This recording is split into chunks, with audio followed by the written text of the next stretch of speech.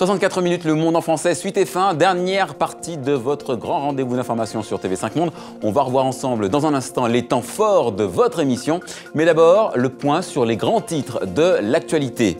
Christine Lagarde, rattrapée par l'affaire Adidas. La patronne du FMI a été mise en examen. Elle est accusée de négligence dans le cadre de l'enquête sur l'arbitrage entre Bernard Tapie et le Crédit Lyonnais en 2008. L'homme d'affaires s'était vu octroyer 400 millions d'euros d'argent public. Jour de rentrée pour Valls 2, premier conseil des ministres du nouveau gouvernement français. Une équipe censée conforter les choix économiques du président de la République, François Hollande. Et puis le retour de Peter Theo Curtis aux États-Unis. Après 22 mois de captivité en Syrie, l'otage des djihadistes du Front Al-Nosra a retrouvé sa liberté et son pays. Il a fait sa première déclaration publique.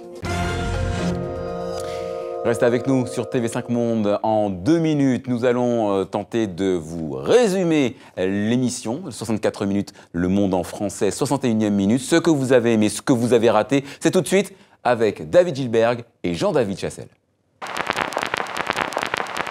Beaucoup de chefs d'entreprise sortent toujours avec beaucoup d'espoir quand ils rencontrent Emmanuel Macron, parce que Emmanuel les comprend. Emmanuel nous comprend. Le langage est commun. Il ne faut pas parler de tournant. On est plutôt dans un régime de continuité. Il était conseiller du président, très proche de lui depuis l'élection de François Hollande. Il se retrouve à Bercy. C'est plutôt le signe d'un certain isolement politique de François Hollande. Ce matin à l'Élysée, il n'y avait de place autour de la table que pour ceux qui correspondent aux directives présidentielles de cohérence et de loyauté. L'éviction des ministres frondeurs a été l'occasion de promouvoir les bons soldats du hollandisme. En France, le gouvernement est composé d'un parti, et je dirais même d'une partie d'un parti, avec un programme préétabli auquel les nouveaux ministres sont obligés de souscrire, alors que chez nous, nous avons affaire à un gouvernement de coalition qui sera en principe composé de 4 partis et qui discute chaque virgule du programme à mettre en œuvre dans les 5 prochaines années. Pour mesurer la longueur de la crise, pour l'instant, plus rien ne nous étonne, puisque la précédente négociation gouvernementale, celle qui avait porté au pouvoir l'équipe d'Elio Di Rupo, donc la négociation avait duré 541 jours. Donc pour nous, quand vous dites vous attendez depuis 3 mois, cela nous semble incroyablement court. Horreur, malheur, la Belgique perdra-t-elle bientôt le privilège de frapper sa monnaie ? Pourquoi donc se priver de ce symbole fort? On n'a pas remplacé le personnel dans un outil industriel. Quand quelqu'un manque dans la chaîne ne fonctionne plus. Christine Lagarde a voulu l'annoncer elle-même ce matin.